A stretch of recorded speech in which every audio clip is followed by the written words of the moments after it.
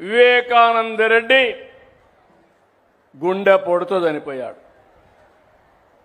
నేను మనిషే కదా, అయ్యో పాపం మంచోడు అనే అభిప్రాయం నాకు వచ్చింది. 2 గంటల తర్వాత అన్ని టీవీల్లో కూడా వాళ్ళందరూ ఇదే మాట్లాడడం మొదలుపెట్టారు.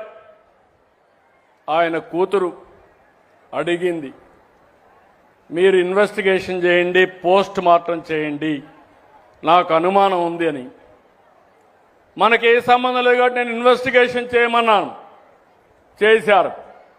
చేస్తాని గొడ్డలితో మెదడంతా కూడా బయటకు వచ్చేట్టుగా విపరీతంగా నరికేశారు. గోడలకంతా అయింది, బెడ్ అంతా రక్తం, అక్కడి నుంచి బాత్రూమ్ అంతా రక్తం. ఈడ్చారు.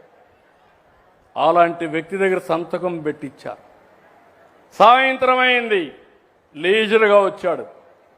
ఆయన చెల్లిని కూడా కన్విన్స్ చేశాడు, మొన్న మీ నాన్నని నా చిన్నాన్ని ప్రత్యర్థులు చంపేశారని.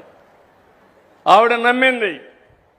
సాయంత్రానికి ఆవిడ కూడా ఆయన పక్క నుండి మా నాన్నను చంపేశారు, ఇప్పుడు మా చిన్నాన్న చంపేశారు, దిక్కులేని వ్యక్తిని పెద్ద దిక్కు కోల్పోయాను, ప్రజలంతా సహకరించమని కోరాడు. ఈ వాస్తవాలు చెప్పాలని నేను అనుకుంటే నెక్స్ట్ తెల్లవారే లోపల సాక్షి పేపర్లో నా చేతిలో కత్తి పెట్టి నారాసుర రక్త చరిత్రని ఆయన చేసిన నేరాన్ని నా నెత్తినే వేశాడు. మీరంతా నమ్మేశారు, ఓట్లు వేశారు.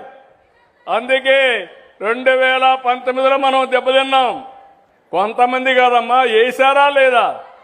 వాస్తవం ఓట్లేశారు, అతను గెలిచాడు, 151 సీట్లు గెలిచాడు, విధ్వంసాన్ని ప్రారంభించారు. మీలో మార్పు వచ్చింది. నేను పవన్ కళ్యాణ్ గారు మోడీ గారు కలిసి వస్తే చరిత్రలో ఎప్పుడు రాని గెలుపు, 94% సీట్లు గెలిపించారు. కానీ ఇక్కడ నేను మీకు చెప్పేది ఒకటే, జీవితంలో కొన్ని సంఘటనలు జరుగుతాయి, అందులో నుంచి మనం కొన్ని నేర్చుకోవాలి. నేర్చుకోకపోతే వైకుంఠ పాడే ఇది. నేను బాగా డెవలప్ చేయడం, ఎవడో వచ్చి విధ్వంసం చేయడం, మళ్ళా నేను నిలబెట్టడం, ఇది శాశ్వతంగా ఉంటుంది. మీ అందరిలో ఒకే ఆలోచన అడుగుతున్నా, భవిష్యత్తులో మనకు వైకుంఠపాళి వద్దు, ఎన్డీఏనే ముద్దు.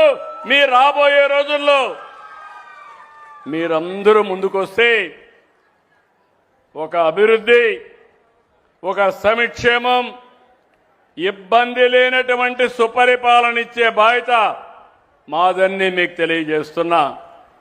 ఇప్పుడు ఉదాహరణకు మీరు ఒక్కసారి చూస్తే ఇక్కడ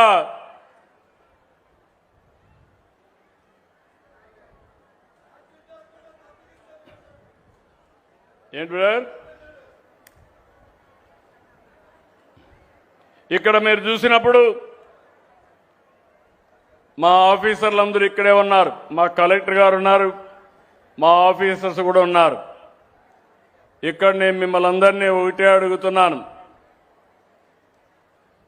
జిల్లాలో మీరు చూస్తే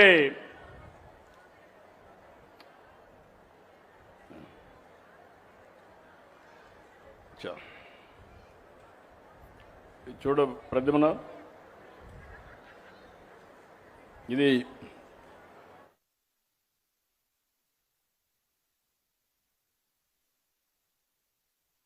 ఇక్కడ చూస్తే మొత్తం నేను మిమ్మల్ని అందరినీ ప్రతి సర్వీస్ ఇచ్చిన తర్వాత నేను టెక్నాలజీ ఆడిట్ చేస్తున్నా.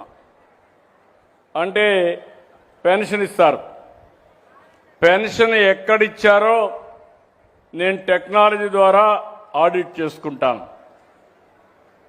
అదే సమయంలో అది కరెక్ట్గా ఇచ్చారా, ఏ టైంలో ఇచ్చారో చూసుకొని మళ్ళీ మీ అందరికీ ఒక మెసేజ్ పంపిస్తాను, IVRS పంపిస్తాను.